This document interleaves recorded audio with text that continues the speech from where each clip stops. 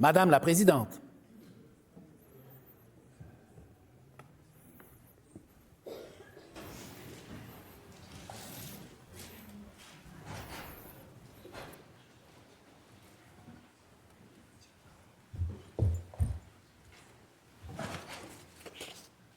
Bonjour tout le monde, 24 mars.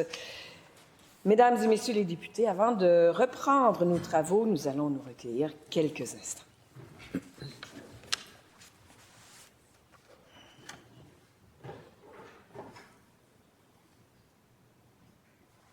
Je vous remercie beaucoup. Veuillez vous asseoir. Aux affaires prioritaires à l'article 1 du feuilleton, l'Assemblée entreprend le débat sur la motion de M. le ministre des Finances proposant que l'Assemblée approuve la politique budgétaire du gouvernement. Conformément à l'article 273 du règlement, je cède maintenant la parole au représentant de l'opposition officielle en lui rappelant que son temps de parole est d'une durée maximale de 2 heures. Alors, Monsieur le député de Marguerite-Bourgeoys, je vous cède la parole. Merci beaucoup, Madame la Présidente. Merci à tous mes collègues qui sont ici présents dans la Chambre aujourd'hui. Ça me fait chaud au cœur de vous avoir à mes côtés. Merci au groupe parlementaire formant le gouvernement d'être aussi présent. Merci à tous qui nous écoutent à la maison. On a eu un déficit de 10 milliards qui nous a été présenté la semaine dernière. C'est le 7e budget déficitaire de suite de la part de la coalition Avenir Québec. Il y a eu 8 budgets dans les 2 mandats de la CAQ, dont le premier, dois-je le rappeler, était à peu près flat, parce qu'évidemment, on avait laissé la maison en ordre. On avait laissé un surplus de 7 milliards de dollars avant de quitter en 2018. Depuis ce temps-là, on a eu plusieurs événements qui ont fait en sorte que le gouvernement a eu à emprunter et ajouter à la dette un total de 100 milliards de dollars dans une période de 8 ans. J'ai souvent entendu les remarques du ministre des Finances puis les remarques des collègues du gouvernement nous dire les raisons du pourquoi on est en situation déficitaire extrême depuis les 7 dernières années, pourquoi qu'on aura ajouté 100 milliards, mais juste peut-être comme pour que les gens puissent regarder leurs propres finances personnelles à la maison, puis d'essayer de comparer comment le gouvernement, eux, gère l'état des finances publiques. Ça aide. Donc, comme je disais, avant d'avoir le retour à l'équilibre budgétaire, le gouvernement aura ajouté à peu près 106 milliards à la dette du Québec. Avant de commencer, en 2018-2019, le gouvernement de la CAQ le gouvernement de Québec avait une dette de 160 milliards.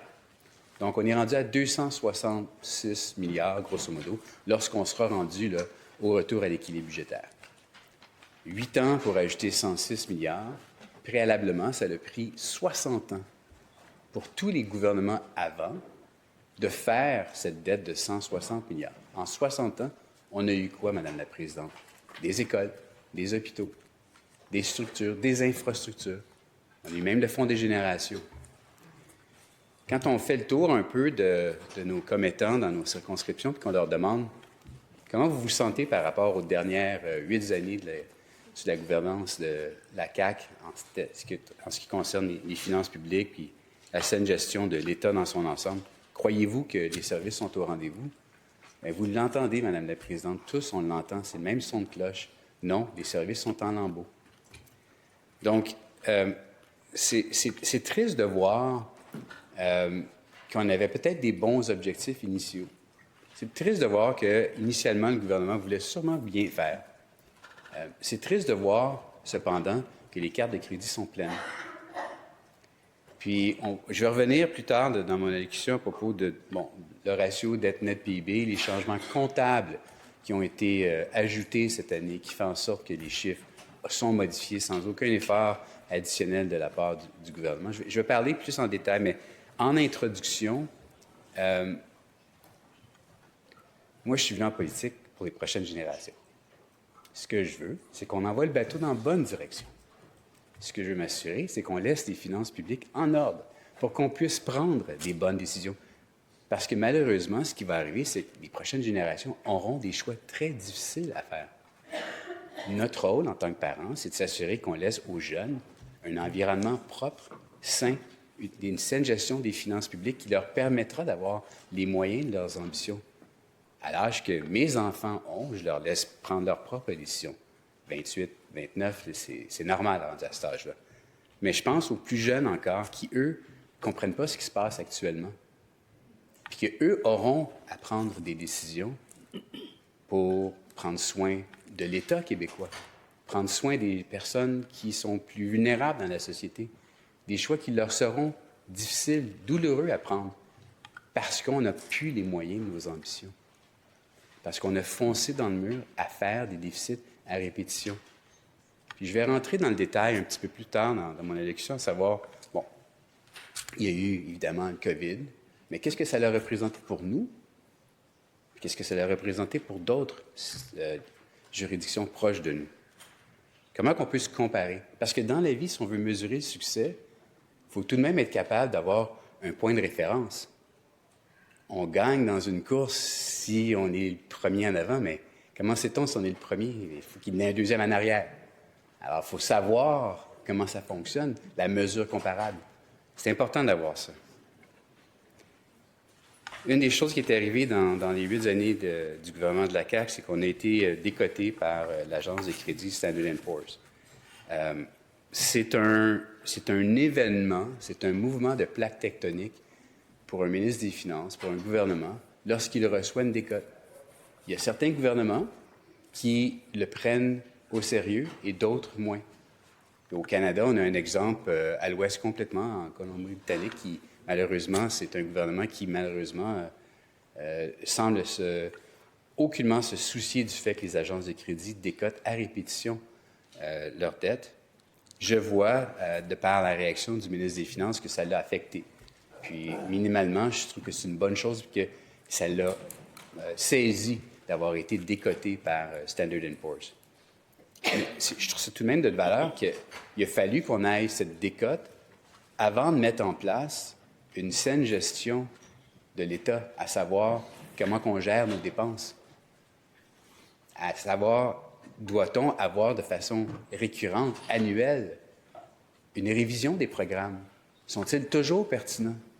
Moi, j'ai toujours dit, un programme, c'est comme un carton de lait. Ça doit avoir une date d'expiration, là. Pour qu'on puisse, rendu à la date d'expiration, se poser la question, on en veut-tu un nouveau? Ou on est correct avec ce qu'on a? Ou est-ce que c'est pas bon du tout, j'en bois plus de lait? Il faut se la poser, la question. C'est pertinent de le faire. Puis ça, on est fiduciaire de l'argent des Québécois, on est responsable pour les prochaines générations. C'est un exercice qui se doit d'être fait. Bien, cet exercice-là se faisait sous l'ère libérale. Cet exercice-là n'a arrêté d'être fait sous l'ère caquiste jusqu'à temps que Standard & Poor's donc décote. Alors, il y a une leçon qui a été apprise de la part du ministre des Finances et du gouvernement de la CAQ. Tant mieux. Je trouve que c'est quand même rassurant de voir qu'on a réveillé un peu un instinct de protection. Mais rassurez-vous, Madame la Présidente, il y aura d'autres gestionnaires de l'État qui vont avancer dans le futur, qui vont prendre ça au sérieux pour la suite des choses. Moi, je pense que je comprends la joute politique. Je comprends qu'on veut dire qu'on veut gagner les prochaines élections et qu'on veut être à l'écoute, au diapason avec les attentes des Québécois. Mais force est de constater que quand on a cette situation-là au niveau des finances publiques, puis qu'en même temps, on a des candidats à la chefferie de la Coalition Avenir Québec qui nous dit que c'est dans notre ADN, nous, à la CAQ, de faire la saine gestion des finances publiques, vous comprendrez que les citoyens sont un peu, disons, curieux, hein, peut-on dire, minimalement, de cette phrase-là de la part d'un gouvernement qui aura ajouté donc 106 milliards à terme à la dette des Québécois, qui fait actuellement, la réaction, c'est de trouver, de gratter les fonds de tiroir pour essayer d'économiser, qui nous empêche d'avoir les moyens de nos ambitions, de pouvoir faire face justement au vent de face qui arrive à cause de la guerre tarifaire. Donc, vous savez, la décote, des déficits à répétition, le vérificateur général, tous des indicateurs qui, normalement, auraient dû nous réveiller pour les choix de ce dernier budget de la part de la Coalition Avenir Québec. Puis, vous savez, si le budget était si bon que ça, honnêtement, on n'aurait pas été dans l'obligation de la part du gouvernement de mettre un fonds de 250 millions par année pour les 5 prochaines années comme promesse additionnelle pour qui gagnera la course à la chefferie de la Coalition Avenir Québec. Si le budget avait été si bon que ça, on ne se sentirait pas obligé d'ajouter ces feux d'artifice-là, disons, peut-on dire, pour permettre au gouvernement de devenir plus populaire dans les sondages. On n'aurait pas mis 1,3 milliard de l'argent des Québécois dans un contexte d'austérité où est-ce que le gouvernement nous dit, là, on coupe ici, on coupe là, on coupe ici, on coupe là, mais on prend 1,3 milliard pareil pour des promesses électoralistes. Donc, si le budget avait été bon, on n'aurait pas besoin de ce 1,3 milliard-là. Je comprends ce qui se passe. Je suis pas... je suis malheureusement pas trop jeune, malheureusement, Mme la Présidente, mais je vois quand même que le scepticisme de la part des citoyens, quand ils regardent ce qui se passe ici à Québec, bien, ça ne fait qu'augmenter à cause, justement, de manœuvres comme celle-ci, qui font en sorte que les Québécois se disent, bien, un instant, là, on coupe dans les services, je ne suis pas capable d'avoir un médecin de famille, les écoles sont en décrépitude, puis là, on se donne 1,3 milliard de dollars pour essayer de me convaincre de voter pour ce gouvernement-là. Ça ne marche pas, ça ne passera pas le test, ça, Mme la Présidente. On a un problème de productivité au Québec, on a un problème de démographie au Québec. On a eu des baisses de mise en chantier, des baisses d'investissement spécifiquement en machinerie et en matériaux. Pour ceux qui sont plus d'un penchant économique là, qui nous regardent en ce moment, là, vous le savez très bien tout ça, ce que ça veut dire. Ça veut dire que malheureusement, la machine est en train de se réduire. On a un cœur économique qui souffre actuellement, ce qui fait en sorte que pour les années à venir, ce n'est pas de bon augure. Parce qu'on se doit d'avoir justement des investissements additionnels qui se font dans l'économie québécoise. On se doit justement d'avoir des gains de productivité dans l'économie québécoise. Parce que si justement notre démographie va être une ligne droite, flat, aucune augmentation pour les 25 prochaines années, comme l'Institut du Québec l'a démontré dans son rapport il y a 7 semaines approximativement, c'est un enjeu. Il va falloir qu'on fasse de quoi? Faire plus avec ce qu'on a actuellement, mais vraiment dans un contexte où est-ce que le Québec est isolé dans le reste de l'Amérique du Nord. L'Alberta, durant la même période, aura augmenté sa population de 2,5 millions d'habitants.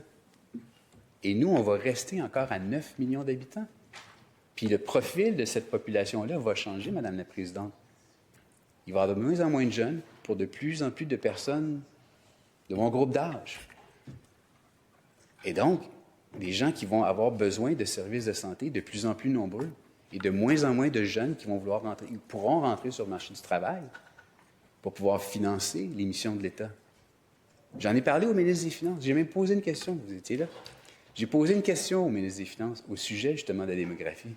La réponse était totalement l'inverse de la réalité. C'est non, on a trop de monde au Québec, on a de la misère à les loger, c'est impossible de gérer la demande, on est en explosion par rapport à la population du Québec par rapport à l'an passé. Mais je ne comprenais pas la réponse là, du ministre, parce que les faits sont réels. Je suis content de voir que dans le budget, il y a une page dans le budget où le ministre, effectivement, illustre ce que l'Institut de statistique du Québec a démontré, qu'il y a une stagnation de notre démographie, de la population du Québec. C'est un enjeu primordial, Madame la Présidente. Puis on devrait donc prendre la page des meilleurs pays, des plus performants à travers le monde, pour comprendre comment eux ont été capables d'améliorer leur productivité, pour faire en sorte qu'on puisse équiper les Québécois avec les meilleurs outils, s'assurer que notre cursus scolaire soit adapté à la réalité de l'intelligence artificielle, faire en sorte qu'on puisse avoir une gang de jeunes, là, plein d'énergie, plein de connaissances, le couteau entre les dents, qui veulent aller chercher leur morceau de viande à tous les jours. C'est ça qu'on a besoin, Madame la Présidente. Mais malheureusement, le gouvernement de la Coalition Avenir Québec n'a pas démontré dans son budget que ces priorités-là sont importantes. Je parlais du plan de retour à l'équilibre budgétaire. Quand on laisse dans le plan de retour à l'équilibre budgétaire des trous béants de plusieurs milliards de dollars pour retrouver l'équilibre, ça ne fait que confirmer ce que le vérificateur général disait. C'est un demi-plan de retour à l'équilibre budgétaire et les mesures pour y arriver seront difficiles. J'ai quelques citations du ministre des Finances depuis qui nous a parlé, évidemment, des enjeux qui sont alentour du fait que, justement, on a des prévisions budgétaires difficiles, on a un déficit qui s'accumule, puis on a des problèmes avec le flot d'argent qui rentre dans les coffres de l'État. Je vais rentrer un petit peu profondément dans l'analyse du budget. C'est important de voir comment on analyse justement la croissance économique, parce que c'est un vecteur extrêmement important. Le budget, c'est comme une équation mathématique. En bout de piste, c'est le chiffre, le déficit, surplus. Là. Puis il y a 4, 5, 6 grosses variables qui nous amènent à le déficit ou le surplus ou l'équilibre. Donc, à la fin de cet exercice-là, lesquelles variables sont les plus importantes, lesquelles ont plus de pondération, peut-on dire, sur le résultat? Bien, c'est certain que la croissance économique, c'est le gros vecteur. Le PIB du Québec, dans les 500-600 milliards de dollars, un gros chiffre, bien 1 c'est 5-6 milliards de dollars, Madame la Présidente. Donc, quand on se trompe de 1 sur la prévision de la croissance économique, on se trompe dans des gros montants, là, Madame la Présidente. C'est extrêmement important. Là. Donc, de façon récurrente, le gouvernement a surestimé par rapport à ce qui s'est réalisé la croissance économique. Moi, je fais juste parler de mes 4 années en tant que critique pour le Parti libéral du Québec en finance. Et on a regardé en arrière les 4 années avant et c'était la même chose. Le gouvernement le fait depuis 8 ans. Surestimé, puis en bout de piste, qu'est-ce qui arrive, Madame la Présidente? On projette que le futur va être mieux, mais quand on arrive à la réalité, le déficit est toujours plus grand. Le déficit nous surprend. Parce qu'on a mal calculé nos affaires. Et quand on monte notre cible de croissance de 1,6 de 0,8 on a même commencé l'année 2026 en disant que ça allait être 1,4 on l'a tout récemment corrigé à 1,1 Je comprends là, qu'il y a des variations dans le monde. Je comprends que le monde n'est pas sage. Je comprends. On a tous eu le COVID, Madame la Présidente. OK? Mais il y en a d'autres qui sont capables d'être directement sur le target.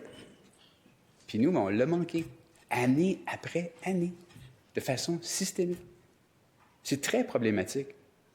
Parce qu'on est en train de faire des projections puis on veut se comparer à ce qui va arriver en Ontario.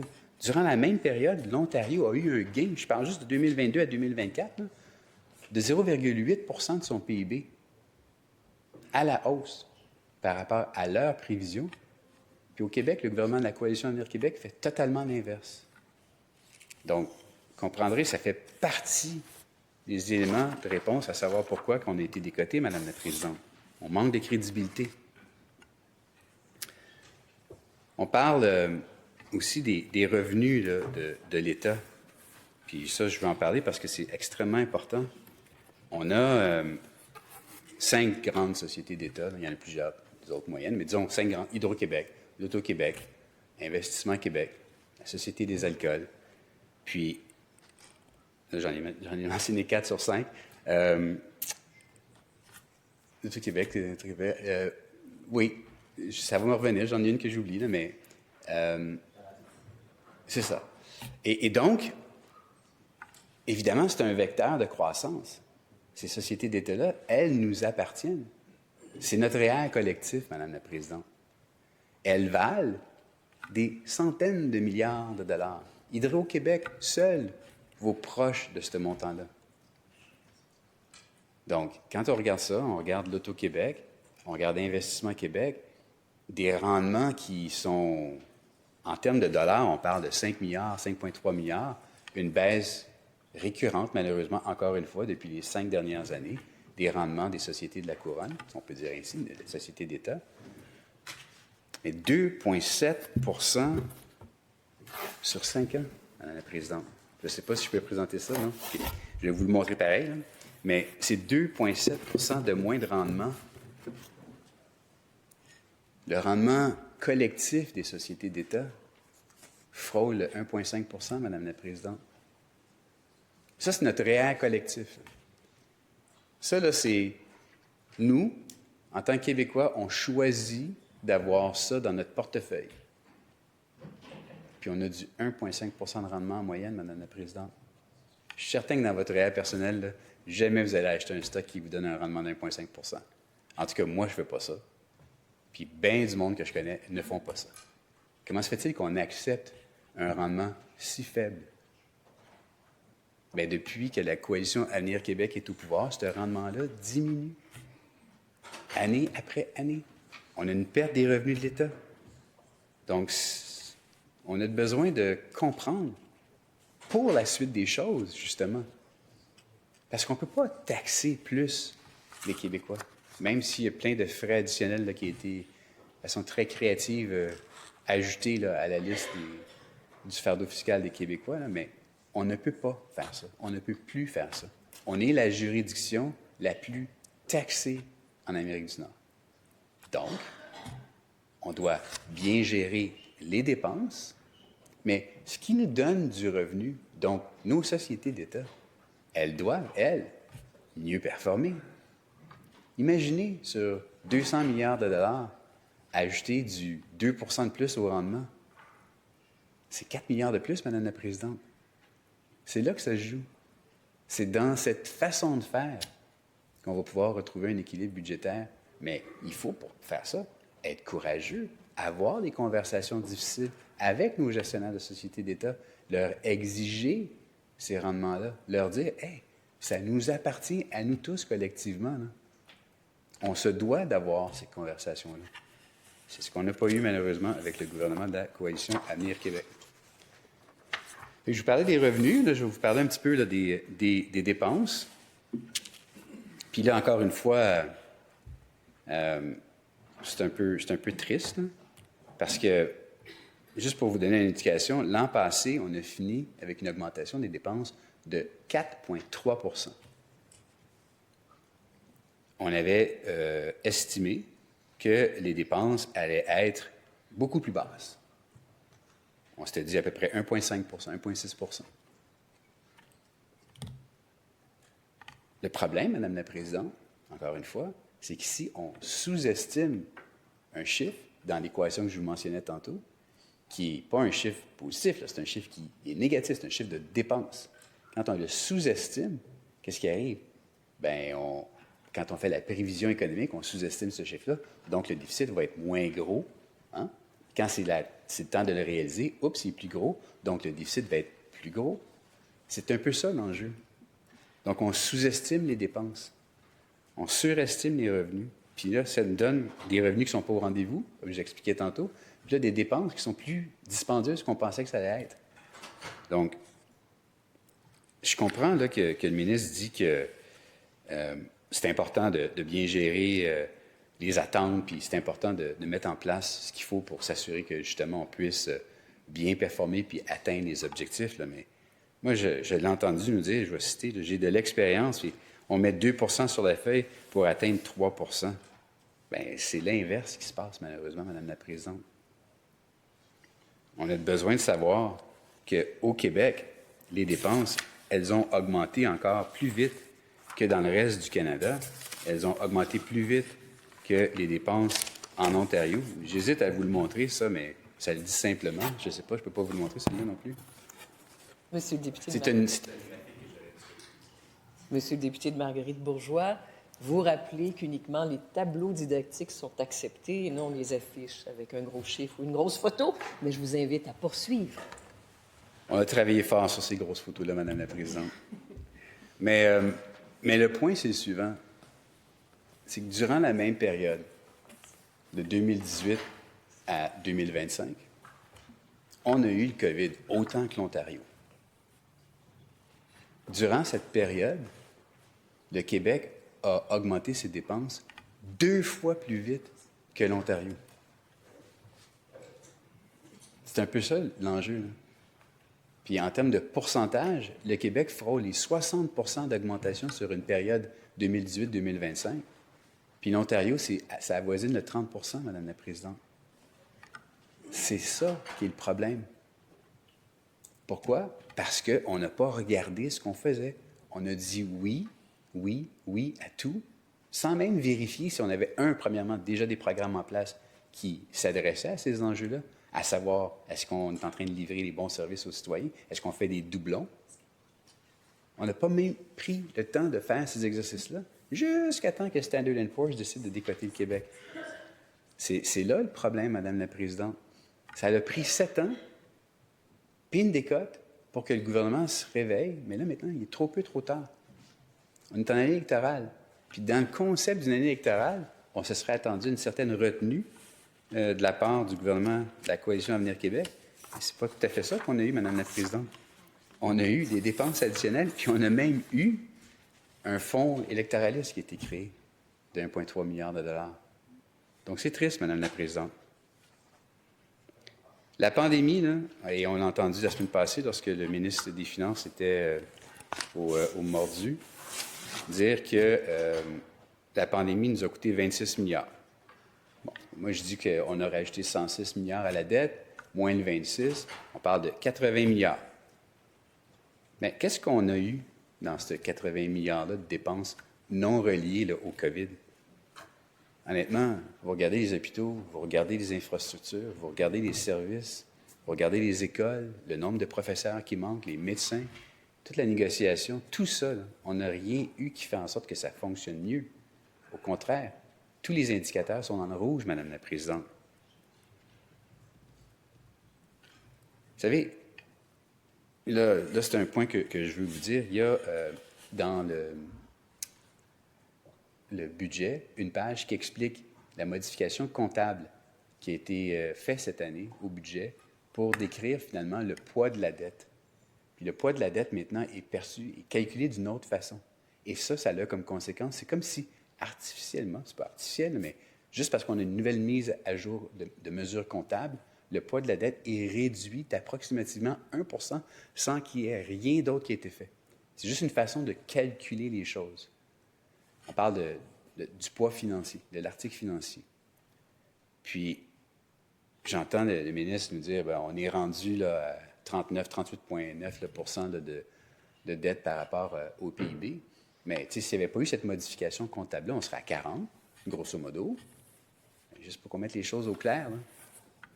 Après les conséquences du dernier budget libéral de 2018-2019, à la fin de cet exercice-là et des ramifications que Carlos Laitao avait instaurées dans son budget, le calcul, à cette époque-là, pour ce qui allait être après les effets libéraux, si on peut les appeler ainsi, sur la dette du Québec, le ratio dette nette PIB était aussi à 40 Donc, il y aura eu une période de 8 ans où est-ce que le gouvernement de la Coalition Avenir Québec, qui maintenant nous dit qu'on a baissé l'endettement, mais n'importe qui fait le travail en arrive exactement à la même conclusion, il n'y a eu rien. On est aussi endetté après 8 ans qu'on l'était avant. Dois-je rappeler que de 2014 à 2018, on est passé de grosso modo 50 à 40 de ratio dette nette PIB, et ce, en 4 ans. Là, maintenant, on n'aura pas le choix. Il va falloir qu'on fasse un autre nettoyage, Madame la Présidente. Puis c'est ce qu'on va faire. Il y a évidemment des milliards et des milliards de dollars qui ont été flambés en promesses électorales. Il y a des milliards et des milliards. J'entendais justement la députée de Sanguinet nous parler là, de l'interventionnisme de l'État. Il y a plusieurs de ces milliards-là qui ont été investis, ça c'est le terme utilisé, là, dans l'économie du Québec, comme les chèques électoralistes, comme les 7 millions aux Kings de Los Angeles, l'argent perdu dans Northvolt. Il y a plein de cet argent-là qui, malheureusement, semble avoir été flambé. Mais dans tout ça, là, on a des infrastructures qui ont été abandonnées. On peut parler, comme mon collègue Denis Ligan le mentionne souvent, de HMR. On peut parler aussi des ponts. On peut aussi parler des autoroutes, des écoles. Mais quand on a un gouvernement qui décide de couper sans vraiment réfléchir et qu'on gère mal l'état des finances publiques, bien, ça fait que les détenteurs des obligations de la dette du Québec, les gestionnaires de portefeuille qui, eux, exigent un rendement pour acheter de la dette du gouvernement du Québec, demandent un rendement additionnel, demandent d'être payés plus cher pour le risque on a un gestionnaire ici d'État là, qu'on n'est pas trop certain de comment il gère ça. Bien, je l'ai calculé l'autre fois, puis le ministre n'était pas entièrement en désaccord avec moi. Au contraire, il était d'accord avec moi. On l'a dit là, que pour la menace souverainiste, ça coûtait 5 points de base, 5 points de plus pour la dette du Québec. Mais ce que le ministre n'avait pas dit, puis il n'a pas dit que ce n'était pas la réalité, c'est que la gestion CAQIS, elle, nous en a coûté à date 11 points de base de plus. Si on actualise ça sur l'ensemble de la dette du Québec, c'est des milliards de dollars de plus, mais si on le fait juste sur ce qui était à refinancer pour l'ensemble de la dette pour les prochaines années, c'est 300 millions de dollars de plus additionnels. Ça, c'est 300 millions de plus qu'on donne aux banquiers, Madame la Présidente, qu'on aurait pu servir pour faire 6 écoles, peut-être même plus, dépendamment du niveau scolaire. On aurait pu servir de ça pour faire une exemption sur la taxe sur la masse salariale, comme ce qui a été fait en Ontario, pour faire que nos PME soient plus compétitives ou minimalement aussi compétitives. On aurait pu faire des choix différents. Je parle juste de la gestion de la dette. Là. Je ne parle pas des millions Kings, je ne parle pas de l'argent à Nordvolt, je ne parle pas du fonds électoraliste, je parle juste dans la gestion de la dette. Ce qui, normalement, aurait dû être bien fait.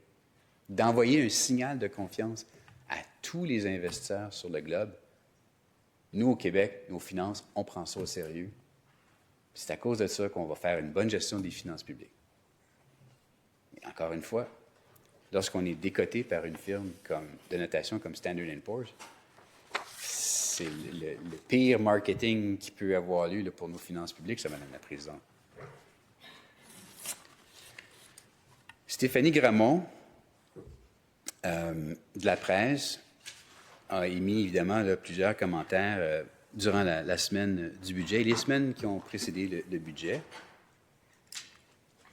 à propos justement de la croissance économique, la croissance des dépenses. Puis si je vais la résumer là, en quelques secondes, ce que Mme Gramont dit, c'est que le gouvernement va ou semble proposer une rigueur là, inusitée pour les prochains gouvernements qui vont prendre le contrôle des finances publiques. Il va falloir que le prochain gouvernement là, soit mais d'une capacité là, jamais faite auparavant pour pouvoir être capable de reprendre le contrôle des finances publiques. Puis, je ne sais pas si elle est libérale, là, Stéphanie Gramont, là, mais c'est une éditorialiste d'un journal très connu au Québec qui donne son opinion. Puis son opinion, elle est basée sur des faits financiers, Madame la Présidente. Supportée par le vérificateur général, puis supportée par des agences de crédit. Donc, quand on regarde ça, on se dit, bien, peut-être que c'est intéressant. Là. Je pense à d'autres personnes, comme par exemple Gérald Filion, en ce qui concerne justement le travail qui sera à faire pour retourner à l'équilibre budgétaire, pour identifier les mesures non identifiées qui sont dans le budget actuellement. Gérald Filion dit « Le travail à faire sera colossal. » Colossal, Madame la Présidente. Je comprends là, que le gouvernement veut se positionner pour être en campagne électorale. Je comprends que le gouvernement essaie de calmer le jeu pour que tout le monde soit calme. J'essaie de le dire de façon très calme, moi aussi. Là. Mais on chante en unisson pour dire que les finances publiques sont mal gérées. On ne peut pas avoir ça puis dire en même temps que c'est dans notre ADN de faire la saine gestion des finances publiques. On ne peut pas avoir tous ces gens-là dire cette chose-là puis avoir un commentaire qui dit « On laisse la maison en ordre, Madame la Présidente ». C'est comme ne pas être connecté avec la réalité. Puis ça, c'est un enjeu, Madame la Présidente, parce que là, les gens vont déconnecter du gouvernement, ne feront pas confiance dans l'institution. Puis ne pas faire confiance dans notre propre gouvernement, c'est un enjeu parce qu'on se doit de prendre et faire des choix pour la population et on veut que la population, minimalement, soit majoritairement en accord avec nous pour qu'on puisse avancer, pour qu'on puisse faire les choix difficiles, pour qu'on puisse s'assurer justement qu'on envoie le bateau dans la bonne direction pour les prochaines générations. C'est important, ça, Madame la Présidente, d'avoir une compréhension de l'enjeu. Puis j'en ai parlé souvent, puis ça, c'est intéressant, mais le tissu économique du Québec est particulier. On a 97,5 % de toutes nos entreprises privées qui sont des PME. Elles emploient 80 % de toute la main-d'œuvre privée. Elles sont 278 000 dans le Québec, au grand complet, dans les 17 régions économiques.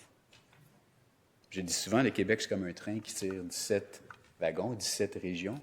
S'il y a un wagon qui n'avance pas, le train n'avance pas. Il faut vraiment aider le cœur de notre économie. Il faut aider nos PME et elles sont partout dans toutes les régions du Québec. Donc, comprendre ça, ça aide à aligner les priorités du gouvernement. Comprendre ça, ça aide à mettre en place des politiques pour justement s'assurer qu'on donne une chance à tous de gagner, que toutes nos PME ont une chance de devenir des champions, qu'on va avoir un prochain Couche-Tard, un prochain Bombardier. Comprendre ça, c'est essentiel pour mettre en place ce que doit, pour justement assurer un avenir prospère pour les prochaines générations. Bien, de ne pas faire ça, puis de prendre l'argent des payeurs de taxes ou prendre l'argent des PME dans l'enveloppe de 17 milliards qui vient des taxes sur les impôts de société, les taxes sur la masse salariale, les frais de service santé, etc., prendre cet argent-là puis les donner à des multinationales étrangères, de faire de l'interventionnisme sans arrêt depuis les 7-8 dernières années, sans aider nos PME, bien, ça crée un disconnect entre la réalité de nos entrepreneurs et leur désir d'investir eux-mêmes. Parce qu'ils voient bien, le gouvernement n'est pas de leur bord. Fait que pourquoi j'investirais plus, Madame la Présidente, dans ma business si le gouvernement, lui, il va donner à quelqu'un d'autre qui va arriver de nowhere puis qui va comme me compétitionner à tour de bras puis je vais perdre des parts de marché? Pourquoi est-ce que je ferais ça en tant qu'entrepreneur? Pourquoi est-ce que les entrepreneurs feraient ça avec l'ensemble des PME quand ils voient bien que le gouvernement n'a pas à cœur l'intérêt des PME? C'est ça qui est l'enjeu, Madame la Présidente. Donc, on est tout à fait, c'est tout à fait légitime de vouloir critiquer le gouvernement. C'est notre rôle à l'opposition. On a proposé aussi, cependant, plusieurs mesures visant à aider le cœur économique du Québec. Puis on n'a malheureusement eu rien de la part du gouvernement. Pour nous, ce qui est important, c'est de s'assurer que pour la suite des choses, on puisse investir en recherche et développement pour qu'on puisse avoir de la propriété intellectuelle, pour qu'on puisse avoir des gains d'innovation, pour qu'on puisse faire des gains de productivité, pour que les Québécois puissent avoir des meilleurs outils, pour qu'ils puissent être capables d'en produire plus avec leur temps de travail, pour qu'on puisse faire face à la compétition, pour qu'on puisse se débattre contre les tarifs, pour qu'on puisse avoir des champions, pour que notre société puisse évoluer, pour qu'on puisse être capable d'avoir des services qu'on prend pour acquis aujourd'hui. Puis que si on continue dans cette façon-là de gérer, malheureusement, il va falloir qu'on coupe. Donc, on n'aura pas le choix, Madame la Présidente. Il faut mettre notre énergie pour aider le cœur économique des Québécois. Puis ça passe par une vision d'avenir en gain de productivité pour l'ensemble de nos PME. Évidemment, on a entendu le ministre des Finances nous dire que ça sera au prochain le gouvernement de mettre en place ce que doit pour trouver les actions à identifier pour revenir à l'équilibre budgétaire. Vous comprendrez, Madame la Présidente, que, en tout cas de ma perspective, je trouve ça quand même spécial. Parce que, comme je disais tantôt, on a ajouté 106 milliards à la dette. On a eu 7 déficits consécutifs. On n'a pas géré les dépenses. On a sous-estimé, en fait, à chaque année les dépenses, surestimé les revenus. Puis là, on en arrive à la fin du terme, puis on se fait dire que le prochain gouvernement, il va falloir qu'il soit responsable, puis qu'il mette en place là, les bonnes mesures, puis nous, c'est ce qu'on va faire. Madame la Présidente, je pense qu'il n'y a pas beaucoup de monde qui croit quand le ministre des Finances nous dit ça. Je pense qu'il y a beaucoup de monde qui se disent, mais vous étiez où dans les 8 dernières années? C'est ça qui est un peu l'enjeu. Jimmy Jean de Desjardins parle du manque d'espoir en regardant le budget, qu'il n'y a pas tellement de prévisions prudentes, puis que les éléments sur lesquels le gouvernement s'assoit pour faire ses prédictions manquent de crédibilité. Un autre aspect qui, malheureusement, n'a pas du tout là, été touché dans le budget de la coalition là, Avenir Québec, c'est l'augmentation de la taille de l'État. Et j'ai entendu notre présidente du Conseil du Trésor nous dire que l'objectif, c'est de couper 5 000 ETC dans les prochaines années. Bien, juste pour qu'on clarifie les choses, Madame la Présidente, dépendamment de l'année, là, il y a entre 1 700 à 2 300 fonctionnaires de l'État qui prennent leur retraite. Je ne parle pas de ceux qui livrent là, les services là, aux citoyens. Là. Je parle des fonctionnaires. Il y en a entre 1 700 à 2 000 qui prennent leur retraite année après année. C'est beaucoup, ça. C'est à peu près 5 4 Bien, juste ça, après 3 ans, sans rien faire d'autre, on atteint l'objectif de la ministre. En disant, on fait un gel d'embauche. Puis, vous savez, pour moi, ce qui compte dans ça, c'est qu'effectivement, on gère bien les dépenses, on s'assure qu'on fait ça comme il se doit. Mais je trouve ça spécial de faire une annonce que notre objectif, c'est de couper 5 000 ETC, mais que peu importe les actions gouvernementales, juste geler l'embauche, on va y arriver naturellement, Madame la Présidente. Il y a eu un gain de 32 du nombre de cadres dans la fonction publique depuis que la coalition Avenir Québec est au pouvoir. Une augmentation donc de 32 et de ceux qui livrent le service, une augmentation de 22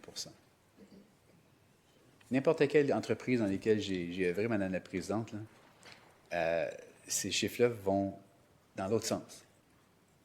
On augmente les gens qui livrent les services ou qui vendent les produits ou qui servent nos clients. Et ceux-là, on les augmente beaucoup, si on peut avoir une augmentation de nos parts de marché. Puis les gestionnaires, là, on les augmente moins. On augmente, on a besoin, mais on augmente ça moins. Ça aurait dû être l'inverse, Madame la Présidente. Malheureusement, la CAQ a fait totalement l'inverse. Il y a eu quand même plusieurs employés de plus. Je parle de ceux là, qui sont juste les fonctionnaires ici, là, dans la grande région de la Capitale-Nationale et un peu ailleurs au Québec. 1,4 milliard de dollars de plus que ça coûte par année, Madame la Présidente. Ça, je ne parle pas des augmentations là, qui ont eu lieu, là, qui, elles aussi, augmentent de 3 milliards par année. Donc, juste l'appareil gouvernemental, lui-même seul, c'est au-dessus de 4,5 milliards de plus que ça nous coûte par année. Puis là, je ne parle pas de ceux qui nous donnent des services aux citoyens. Là. Je ne parle pas des professeurs ni des médecins. Là. Je parle juste de l'appareil gouvernemental. C'est pas rien, ça, Madame la Présidente. Je ne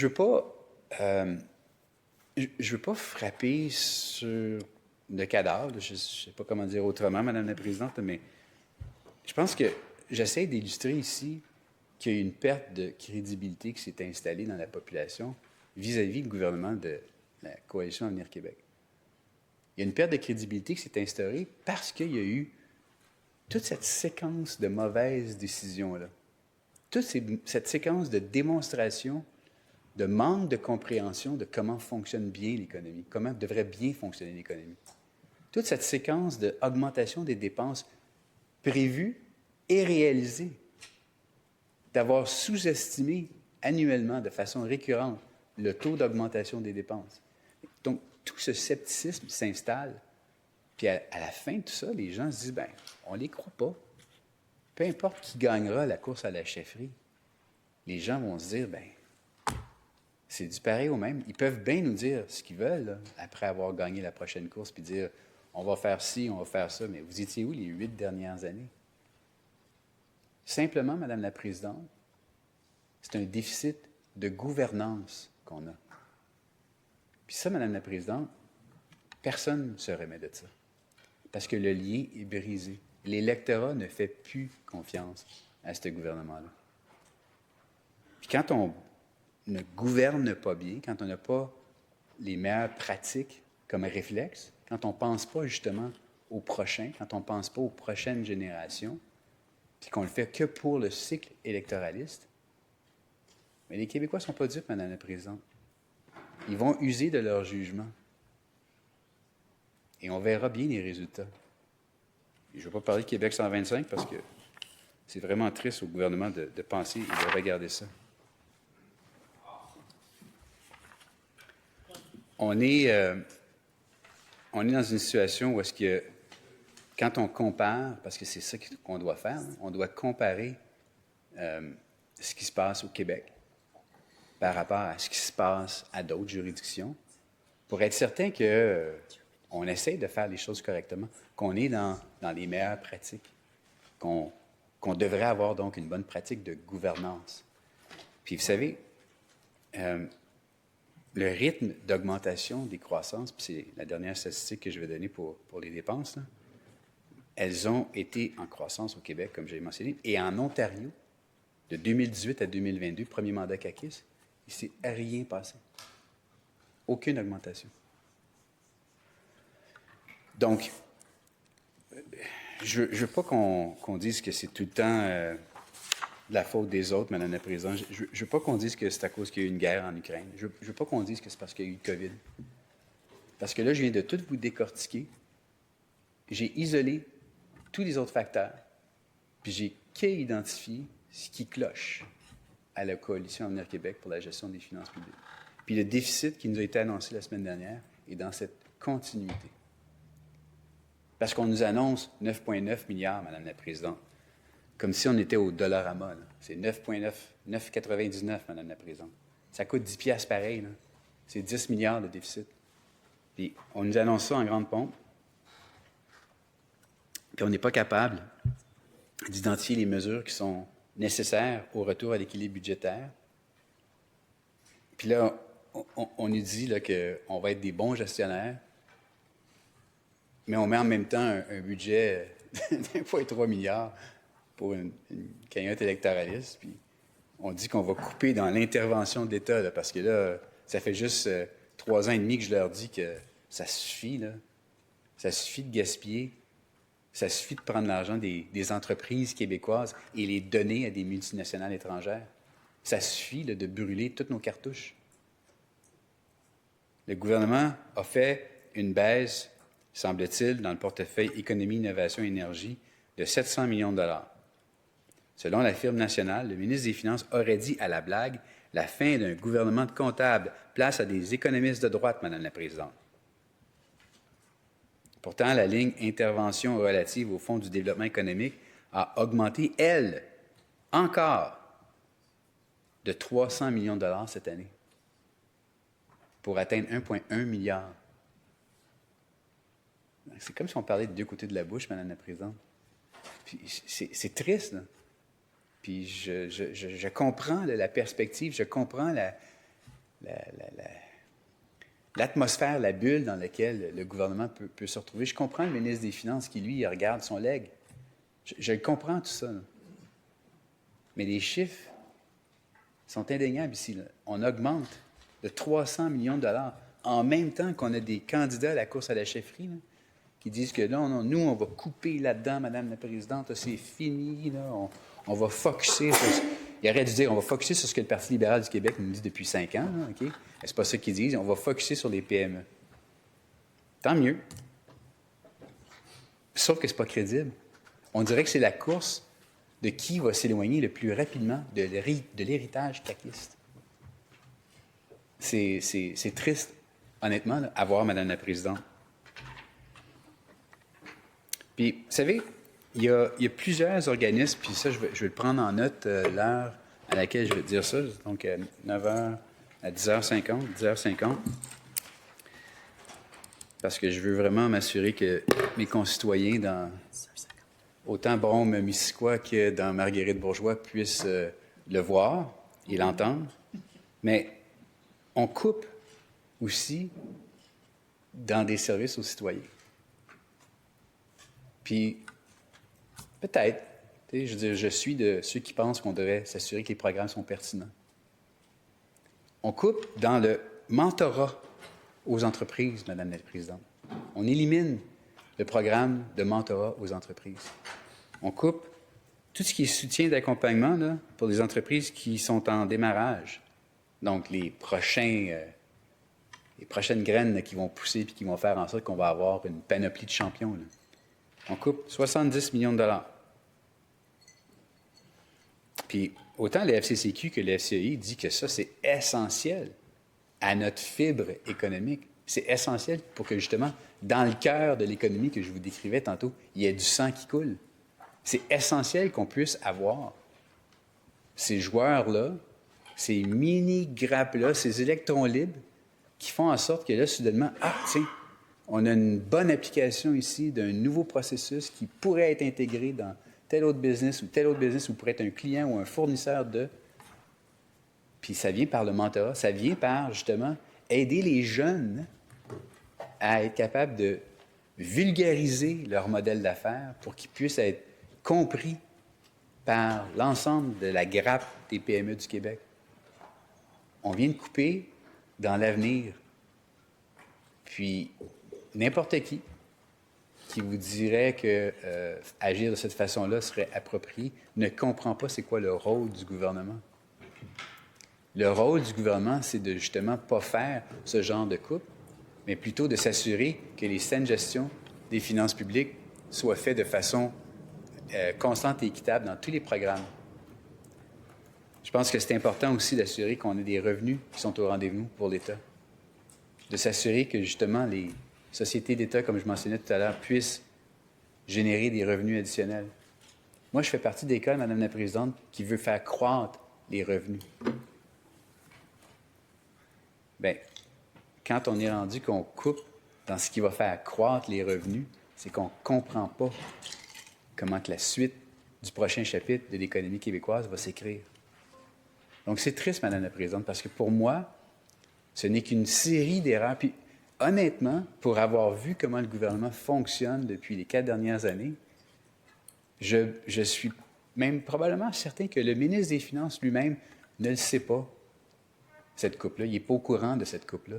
Il ne doit sûrement pas être au courant parce que ça a dû être, on coupe là, 10 % ici, dans cette gang de programmes-là, on coupe ici, sans même réfléchir à qu'est-ce qui est bon puis qu'est-ce qui n'est pas bon.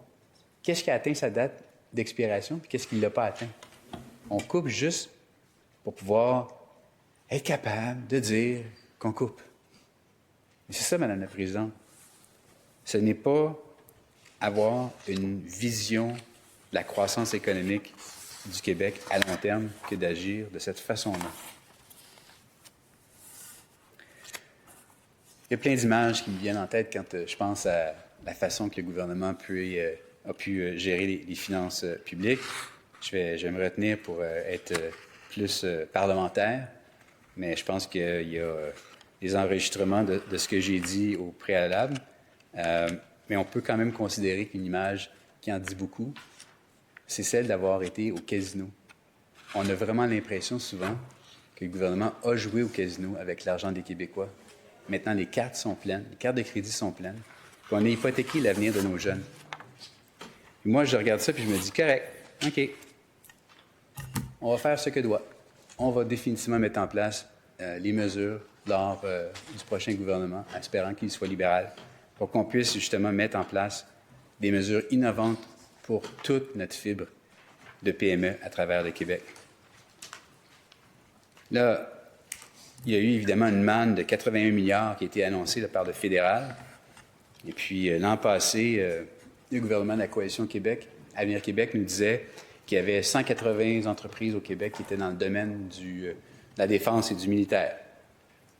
Puis là, cette année, le nouveau ministre de l'Économie nous a annoncé qu'on a 430 entreprises au Québec qui sont dans le militaire. Bien, il n'y a pas eu 250 nouvelles entreprises de créer, là, Madame la Présidente. Là. Il y en a eu quelques-unes, oui, effectivement. Mais on a juste changé la définition de ce que c'est une entreprise dans le militaire au gouvernement pour dire qu'on en a plein là, maintenant. Là. Grosse amélioration par rapport à l'an passé. On est passé de 180, on est rendu à 430. C'est comme un peu suivre une vague. C'est comme un peu essayer de faire en sorte qu'on puisse être dans les nouvelles, puis démontrer aux citoyens là, qu'on essaye. Là. Mais après l'échec de Nordvolt, Madame la Présidente, et tous les autres qui se sont éteints après l'initiative gouvernementale, pensez-vous vraiment que les Québécois croient qu'avec le gouvernement de la Coalition Avenir Québec, on est bien équipé pour profiter de la manne de 81 milliards de dollars du fédéral qui va s'en venir en dépenses militaires, aéronautiques, minéraux critiques, intelligence artificielle? Pensez-vous qu'en coupant de 25 de budget du Conseil de l'innovation, on envoie un signal comme quoi pour nous l'intelligence artificielle est importante? Pensez-vous que les Québécois, quand ils regardent ça, ils se disent « Oui, je pense qu'on est en business. C'est un gouvernement qui est en contrôle. » C'est totalement l'inverse qui est mentionné de la part de tous les électeurs, Madame la Présidente. Donc, pour conclure, on a... merci. Oui, je vais mentionner ma motion de grief. Je vais la faire à la fin. On a un déficit de 10 milliards de dollars. On aura ajouté 106 milliards à la dette de tous les Québécois. Quand on passe à travers tout l'exercice comptable, puis qu'on met la ligne de départ après l'influence des décisions libérales pour le ratio dette net PIB, puis on regarde où est-ce qu'on est aujourd'hui par rapport à où est-ce qu'on était après la dernière influence du gouvernement libéral de M. Couillard, où est-ce qu'on est maintenant, il y a eu 0 changement sur le ratio dette net PIB. Je comprends que le ministre veut dire autre chose, puis je comprends qu'il peut essayer de trouver une façon de présenter les statistiques différentes, là. Mais la réalité, là, quand quelqu'un s'assoit puis regarde profondément ça, il y a eu 0 changement. Le gouvernement va avoir des choix, le prochain gouvernement va avoir des choix difficiles à faire. Et ça, c'est le net résultat de ce qui a précédé pendant les 8 dernières années. Puis il y a eu une guerre en Ukraine. Puis il y a eu le COVID. Mais là, je viens de vous démontrer, je viens d'éliminer ces facteurs-là de l'équation que je vous disais tout à l'heure. J'ai enlevé ces variables-là pour dire le net qui représente la gestion caquiste, c'est quoi? Ça représente combien? J'espère que tout le monde a pris le temps de prendre la calculatrice puis d'additionner. Là. Mais 100 milliards en 8 ans, là, c'est énorme. La députée de Sanguinet, qui, pendant son 15 mois en termes de ministre de l'Économie, a dépensé 4,3 milliards, puis qu'en même temps, elle nous dit qu'elle ne veut plus intervenir ou elle va moins intervenir. Parler d'une chose et dire son contraire tout le temps, c'est malheureux, mais la crédibilité n'est plus au rendez-vous, Madame la Présidente. Nous, on va mettre en place une saine gestion des finances publiques. On va identifier les mesures. On va faire croître l'économie. On va faire croître nos sociétés d'État. On aura des revenus supérieurs, Madame la Présidente, dans la gestion. On ne sera pas en train de surestimer la croissance économique comme ce qui a été fait dans les dernières années. On va travailler sur ce qu'on contrôle. Parce qu'en bout de piste, ce qui est important, c'est de justement faire ça. Excusez.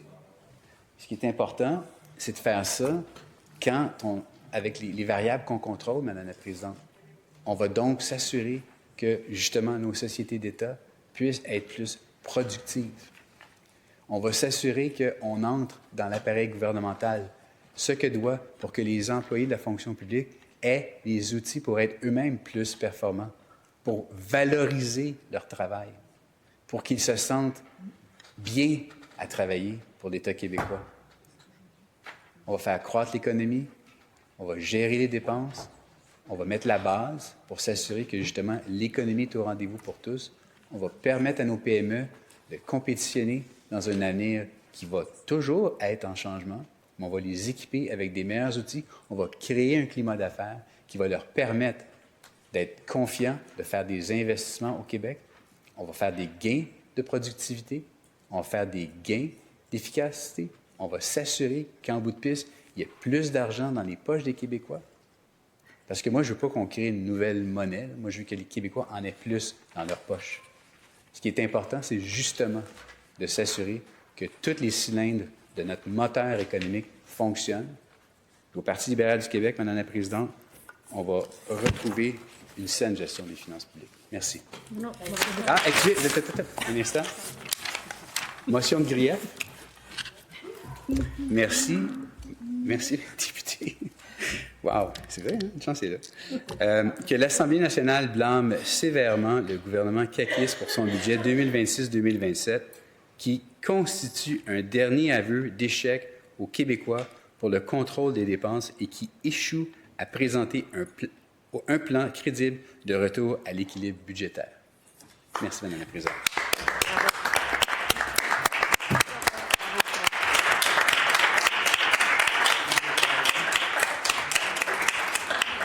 Et je vous remercie, Monsieur le député de Marguerite-Bourgeois. Le temps de vous dire que votre motion, elle est déposée, naturellement, sous réserve de